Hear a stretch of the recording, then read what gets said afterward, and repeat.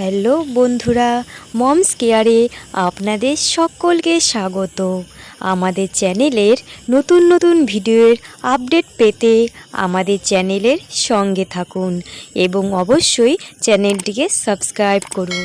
অনেক মহিলা এমন আছেন যারা সহবাসের পর এই ভেবে চিন্তায় থাকেন যে বীর্য ভিতরে গেছে নাকি বাইরে বেরিয়ে গেছে। তাই আজকে আমরা আলোচনা করব বীর্য ভেতরে গেলে কী রকম অনুভূতি হয় এবং কি কি লক্ষণ প্রকাশ পায়।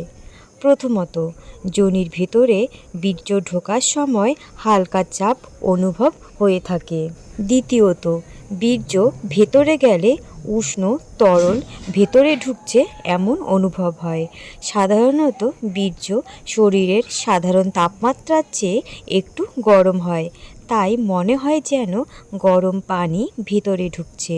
এটি সাধারণত কয়েক সেকেন্ডের জন্য অনুভব হয়ে থাকে। তৃতীয়ত, কিছু নারী এমন আছেন যারা এমন কোনো অনুভব বুঝতেই পারেন না। এবার আমরা আলোচনা করব বীর্য ভেতরে গেলে কি কি লক্ষণ দেখা যায়। প্রথমত, ভেতরটা আর্দ্র থাকা।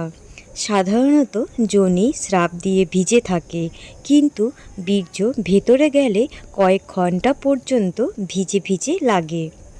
দ্বিতীয়ত, মিলনের পরে উঠে দাঁড়ালে বা হাঁটলে বীর্যের কিছু অংশ বাইরে বেরিয়ে আসে।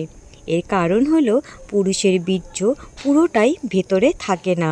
তৃতীয়ত, তলপেটে ভারী ভারী ভাব অনুভব হয়। চতুর্থত, শারীরিক সম্পর্ক হলে পরের দিন সকালে সাদা স্রাবের মতো বের হয়। এর কারণ হলো ভেতরে থাকা বীর্যে সবটা শরীরের ব্যবহারে লাগে না, তাই পরের দিন সেটা সাদা দুধের মতো তরলের আকারে বাইরে বেরিয়ে আসে। আরেকটি লক্ষণ হলো স্রাবের গন্ধের পরিবর্তন। সাধারণত যোনিস্রাবের গন্ধ থেকে বীর্যের স্রাবের গন্ধ আলাদা হয়ে থাকে।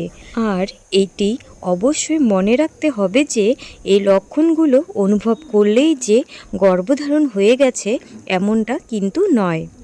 গর্ভধারণ হয়েছে কি না এটা বোঝার জন্য মাসিক ডেট মিস করা অবধি অপেক্ষা করতে হবে।